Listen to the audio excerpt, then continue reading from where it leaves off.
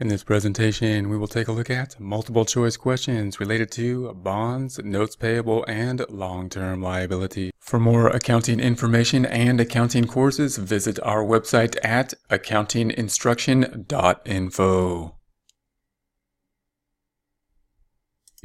First question.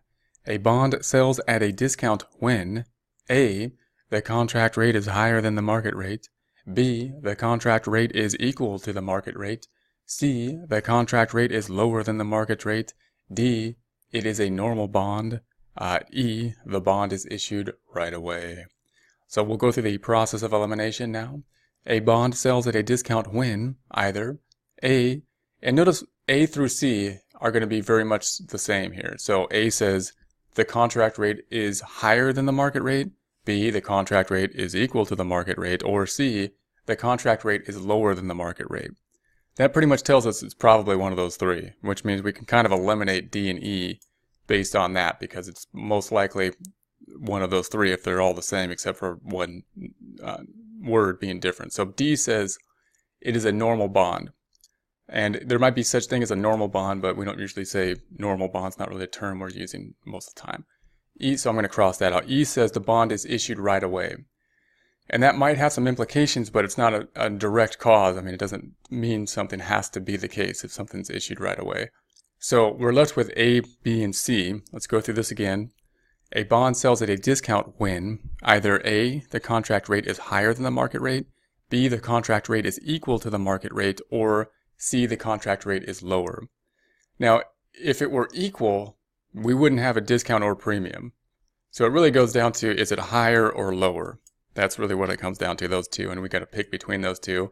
And I would always think about the actual bond here to think through this, to not get too, try to not get mixed up and go backwards. So if we had a bond, say, that was a 5% bond, then that means we're issuing the bond. We're going to get $1,000 for it, or that's what we're trying to get for it, and we're going to pay 5% on it. If the market rate happens to be 6% out there, meaning someone else could get their $1,000 and get 6% return on it, they're going to get more interest payment to invest somewhere else, then they're going to go somewhere else unless we say, hey, we'll pay you our 5%. We know that's less, so we'll accept less money, meaning you give us something under $1,000. And so that would be a discount. Whereas if the market rate was 4%, and our rate is 5%, then the investor would be more than willing to give us $1,000 because they couldn't get anything better anywhere else. But we would say, no, we're not going to accept $1,000 because we know we're paying more on this bond than the market rate, and therefore we're going to issue it at a premium. So that means that in this case, we're looking for something that sells at a discount. When are we going to sell it at a discount? We're going to sell it at a discount when our rate on the bond, the contract rate, the stated rate on the bond, is less than the market rate, because we know they can go somewhere else and get more interest, and therefore they're never going to buy our bond unless we sell it at a discount. So that's going to be C. So the normal contract rate is lower than the market rate. So once again, a bond sells at a discount when C, the contract rate is lower than the market rate. And anytime you deal with bonds and bond questions and whatnot, you have to get this relationship because it's almost a guarantee that a question like this will be on the test or in some form or another. Next question. The bond discount is A, an asset, B, a contra liability, C, an expense, D, a contra expense, or E, a contra asset. So if we go through this again, then the bond discount account is either A, an asset. Now the discount account, remember what happens when we get a discount is, we're getting cash because we're selling the bond if we think about the journal entry. And then we're going to have a payable at the end here, so that's going to be the credit of $1,000 on the bond payable. Now if we sold it at a discount, the cash that we're going to get something less than $1,000. Let's just say 900 or so. And then the 100 is going to be what that discount is. It's going to be another debit and that's going to be the discount. So the discount then is going to be part of the bond payable. So it's how we get to the carrying amount of the bond payable. So these two are related. They're typically going to be kind of next to each other. And we know that the bond payable is a liability account. So the discount is typically in the liability section. But notice it's going the wrong way. This is a credit balance account, and the discount typically has a debit.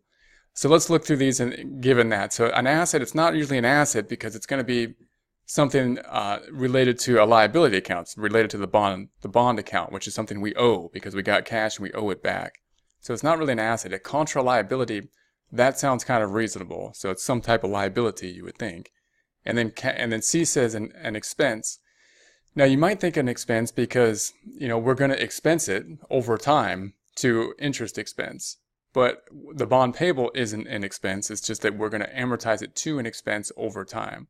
So it's not C. And D says a contra expense. And again, it's not a contra expense because it's not an expense at all. We're going to write it off to an expense, but it's not an expense. And then E says a contra asset. And again, that doesn't really make sense either because it's not an asset at all. It's going to be a liability. So we're kind of just left with B, which is a contra liability. So what does it mean to be contra?